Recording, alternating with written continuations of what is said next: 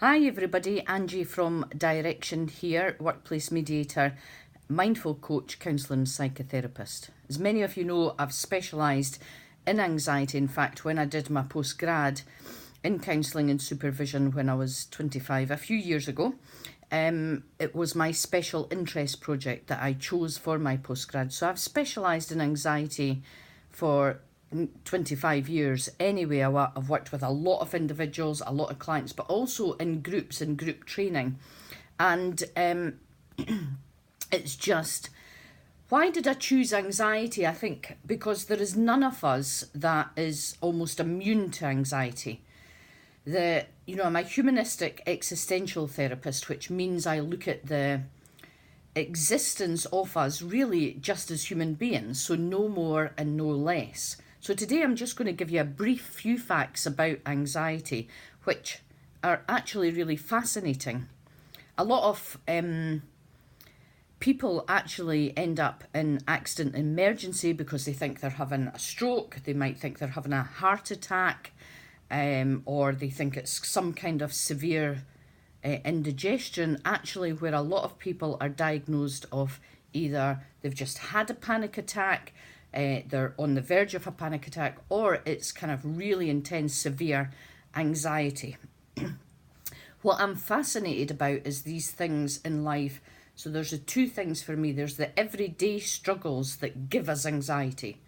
The list, the workload, the getting to the shopping, doing this, doing that, having conversations with people, losing the keys, losing the phone, not having quite enough money, things like that. And then there's the bigger things, the big debts, loss, grief. And I was at the EGG event last night at Balmoral. We were talking a lot about loss and grief. And whether it's loss and grief or change of job, retirement, change of team, even sometimes a promotion, moving into another job, moving house, depression, eating disorders, it all comes with anxiety. And I don't think there's any time during a day where it's pretty unlikely that someone will not experience anxiety.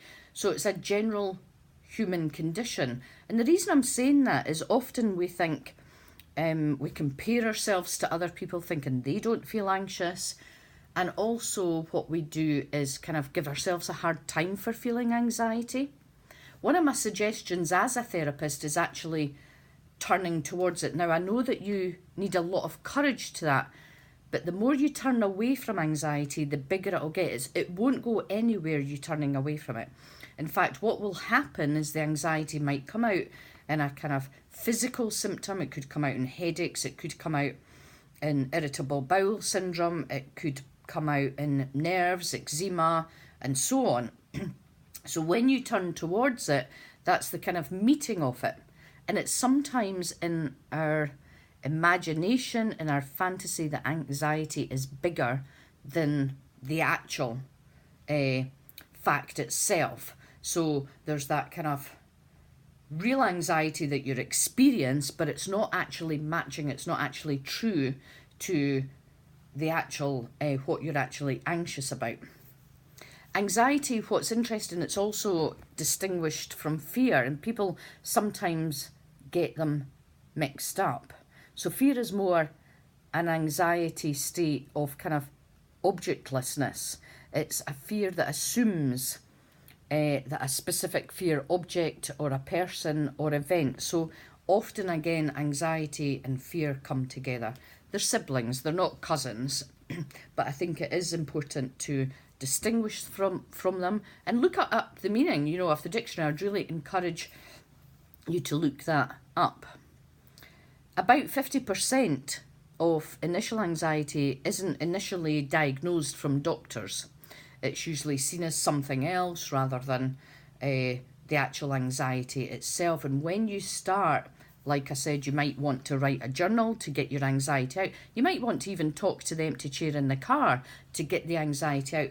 The more you get it out, the less you'll carry. The less you carry, the more rational and more positive, I guess, you'll experience. Because I'm going to talk about this week So I'm going to do a live every day or a video every day about anxiety, about how it affects our feelings, our behaviours, our physical sensations, and also our emotions, because sometimes when we feel anxious, we also get angry. Anxiety can be associated with anticipated and imagined danger. One of the things that we have to really be quite pragmatic about is that there's the imagined danger or threat, that's that anxiety, and the anticipation of that, and how we build that up, and how it generally grows arms and legs. So I think that's really important to know. As a human being, we all have anxiety, I've said that. However, the anxiety disorders or a severe anxiety also can be something that's a genetic predisposition. So it's something for you to think about if you've got more severe anxiety. A lot of people think that it can produce heart attacks or nervous breakdowns, and it can't. It can't do that. A lot of people are anxious because sometimes of their attachment in childhood. Maybe the parent has been particularly critical, not quite as supportive or as encouraging as they could be. Maybe the parents have broke up earlier, maybe a parent's died. So there's something there about that attachment that can carry on through adulthood. I've not given you everything today. I mean, to be honest with you, like I said, I did it as my special interest project in my postgrad, and this is not everything. This is, we're touching the very tip of the water. That's all we're doing today. Like I said, we're going to do different things, and I'm going to give you different tips. If you didn't see my live yesterday, it's got talks a little bit about anxiety, but it's also got a great website that I recommend to all my clients to go and see. It's run by the NHS and it's free. It's got free tips on it, but it's also educational, where it allows us to feel a bit more empowered, a bit more control with the anxiety. And just finally, on the 26th of October in Edinburgh at the Restoration Yard at Dalkeith Country Park, I've got a full day managing anxiety workshop, which will take you through a lot of the workings of anxiety and really start to work with it a bit more. I like to work that things are much more stable permanently rather than a quick fix. My workshops, how I work as a therapist, when I come into workplaces, they're not quick fixes. So it's just something for you to have a look at. Our website's direction.org.uk. Angie Cameron on Facebook, you can connect with me, or Direction Scotland on Facebook and also Instagram. Thank you so much for joining me. Please feel free to share and also comment, or also message me if you've got a question, because I'm totally up for answering it and helping. Thank you so much, first of all, for giving yourself the time, and secondly, for giving me the time. And I hope you can join me for the rest of the week. Bye-bye.